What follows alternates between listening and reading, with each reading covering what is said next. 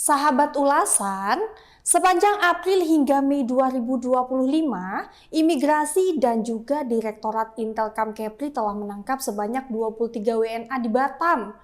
Mengapa ya para WNA tersebut ditangkap? Oke.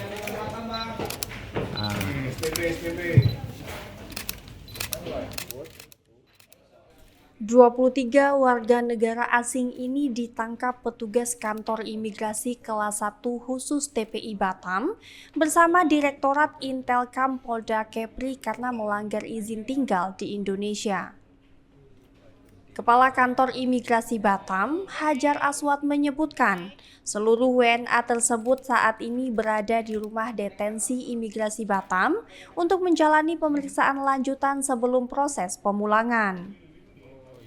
Dari 23 WNA tersebut, 2 orang merupakan warga negara Tiongkok yang ditangkap pada 7 Mei 2025 di salah satu penginapan kawasan Batam Center. Keduanya bekerja secara ilegal sebagai buruh proyek di Opus Bay Marina City, Tanjung Uncang. Mereka hanya mengantongi visa kunjungan wisata dan telah melebihi izin tinggal. Selain itu, 17 WNA asal Myanmar juga turut diamankan.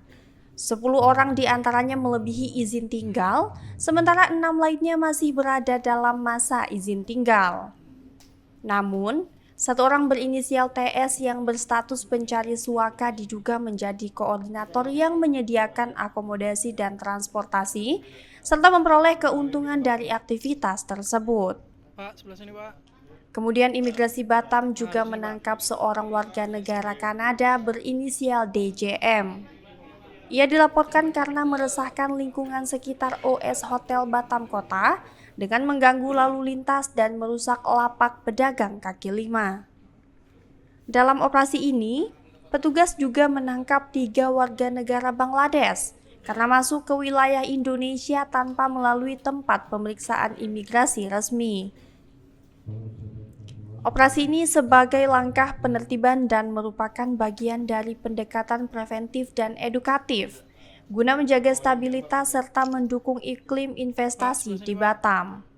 Ya, kalau misalkan pelanggaran itu masih bersifat administratif, secara pertimbangan dapat diperbaiki di kemudian hari, maka tidak serta-merta langsung, oh Pak deportasi, tangkal, penjarakan dan sebagainya, tidak.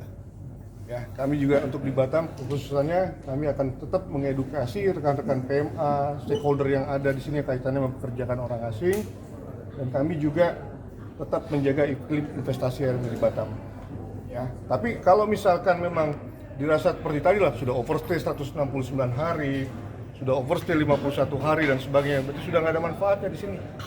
Ya, daripada jadi penyakit atau penyakit masyarakat, segera kami tindak, segera kami lakukan deportasi. Dari Batam, Kepulauan Riau, Kandi Rizky, IUTV mengabarkan.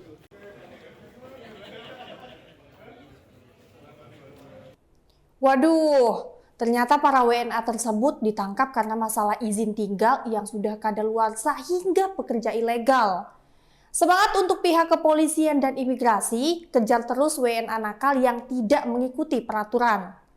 Saksikan News setiap hari, jangan lupa like, komen, dan subscribe.